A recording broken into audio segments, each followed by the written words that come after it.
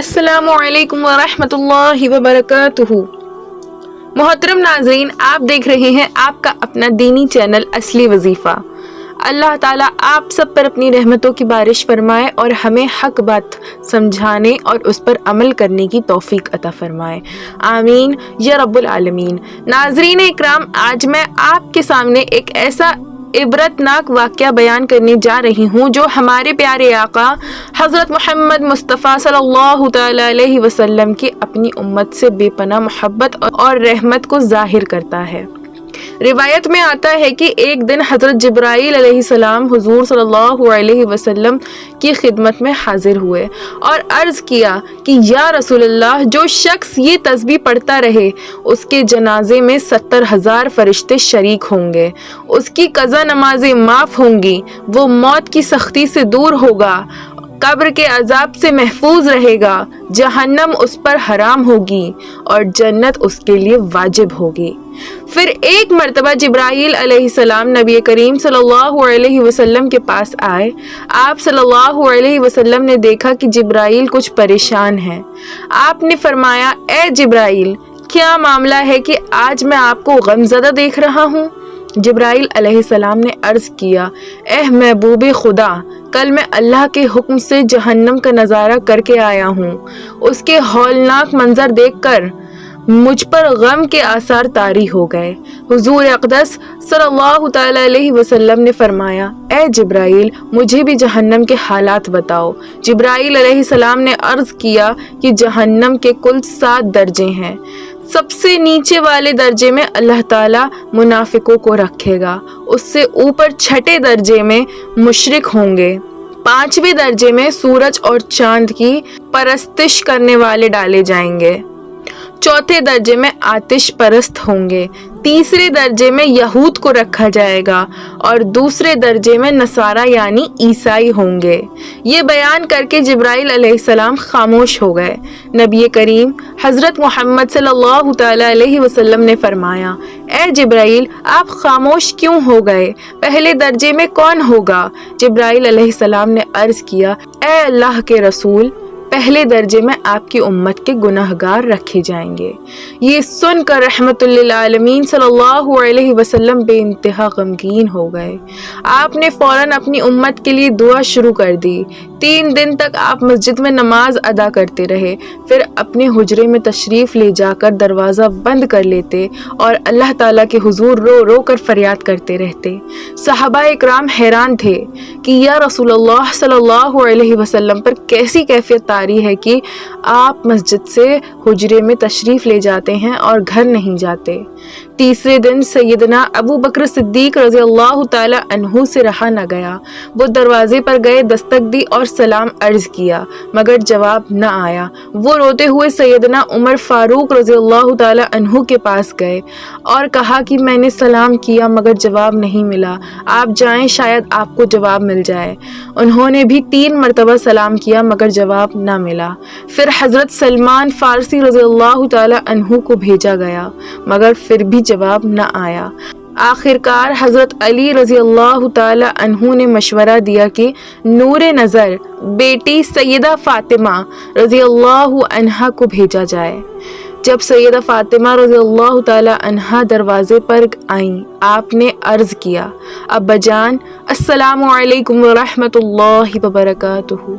تو محبوب کائنات صلی اللہ علیہ وسلم کھڑے ہوئے، دروازہ کھولا اور سلام کا جواب دیا۔ آپ نے پوچھا، ابا جان، آپ پر کیسی کیفیت ہے کہ 3 دن سے آپ یہاں مشغول دعا ہیں؟ نبی کریم حضرت محمد صلی اللہ تعالی علیہ وسلم نے فرمایا، اے فاطمہ، مجھے یہ بتایا گیا ہے کہ میری امت کے گناہگار بھی جہنم میں جائیں گے۔ مجھے اپنی امت کا غم کھائے جا رہا ہے۔ میں اپنے رب سے دعا کر رہا ہوں کہ وہ انہیں معاف فرما دے اور جہنم سے آزاد کر دے۔ یہ کہہ کر آپ پھر سجدے میں چلے گئے اور رو رو کر عرض کرنے لگے، یا اللہ، میری امت، یا اللہ، मेरी उम्मत के गुनहगारों पर रहम फरमा, उन्हें जहन्नम से निजात अता फरमा। उसी वक्त हुक्म हुआ, ए मेरे महबूब गम ना करो, मैं आपको इतना अता करूँगा कि आप राज़ी हो जाएंगे। ये सुनकर आपका चेहरा मुबारक खिल उठा और आपने फरमाया, लोगों, अल्लाह ताला ने मुझसे वादा फरमा लिया है कि वो क़यामत के दिन मेरी उम्मत के मामले में मुझे राज़ी कर देगा और मैं उस वक्त तक राज़ी ना होऊंगा जब तक मेरा आखिरी उम्मती भी जन्नत में दाखिल ना हो जाए। मोहतरम नाजरीन, बयान किया जाता है कि ये तस्बीह पढ़ने से अल्लाह ताला गुनाहों को माफ़ फरमा देता है। 70,000 फरिश्ते उसकी मग़फ़िरत की दुआ करते हैं। मौत की सख्ती आसान हो जाती है, कब्र में नूर पैदा होता है और आखिरत संवर जाती है। जब बंदा खुलूसी दिल से ये तस्बीह पढ़ता है तो वो रज़ाए इलाही के करीब हो जाता है। हज़रत इज़राइल अलैहिस्सलाम भी उसकी रूह नरमी से कब्ज़ फरमाते हैं और कब्र जन्नत के बागों में से एक बाग बन जाती है। अल्लाह ताला हमें सच्ची तौबा इस्तिग़फ़ार अपनी याद में मगन रहने की तौफ़ीक अता फरमाए। आमीन या रब्बुल आलमीन। तो मेरे प्यारे नाजरीन इकराम, एक मरतबा अमीरुल मोमिनीन हज़रत अली करीमुल्लाह वजहुल करीम मस्जिद में तशरीफ़ फरमा थे। इतने में एक शख्स आया जिसके चेहरे पर खौफ, परेशानी और बेचैनी साफ झलक रही थी।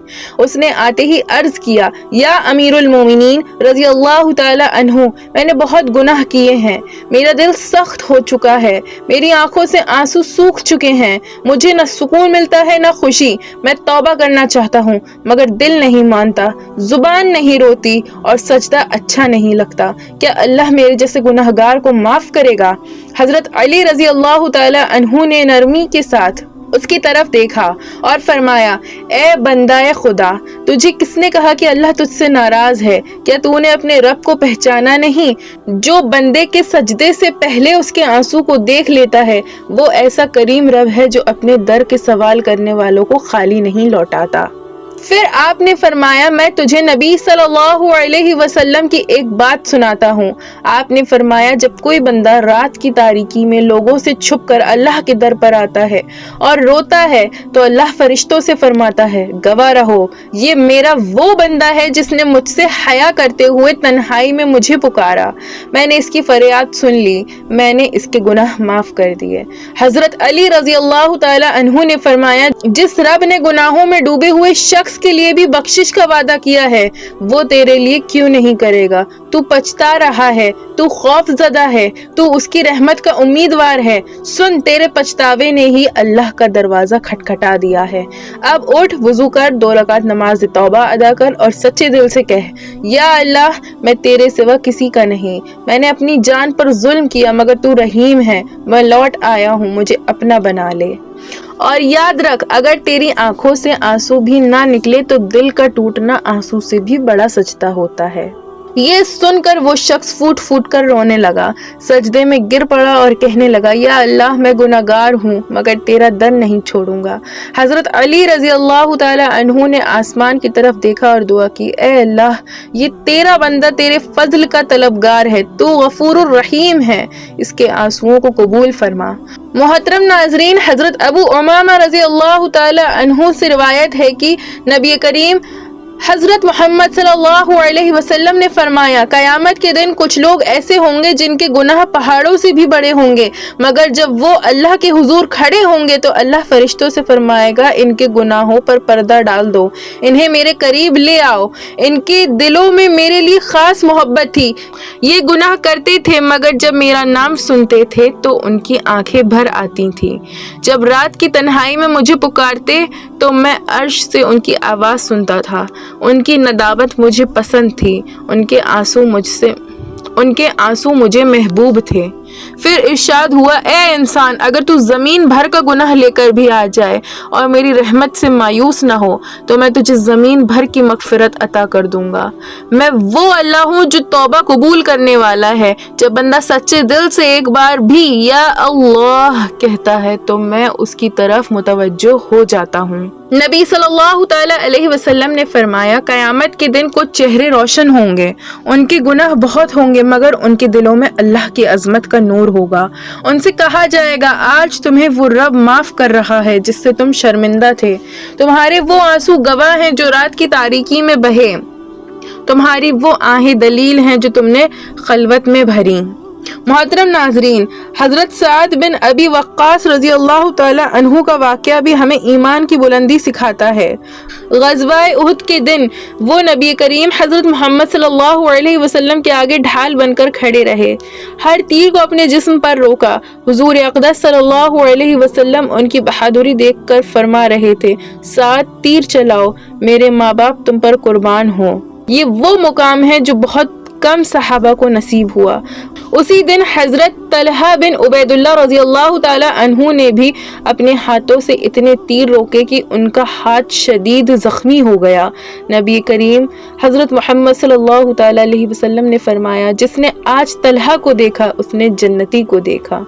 ये तमाम वाक़यात हमें याद दिलाते हैं कि मोहब्बत रसूल सल्लल्लाहु अलैहि वसल्लम सिर्फ दावे का नाम नहीं बल्कि जान, माल और हर चीज़ कुर्बान करने का जज्बा है। सहाबा इकराम रज़ी अल्लाह ताला अन्हु की ज़िंदगियाँ हमारे लिए रोशन मिसाल हैं।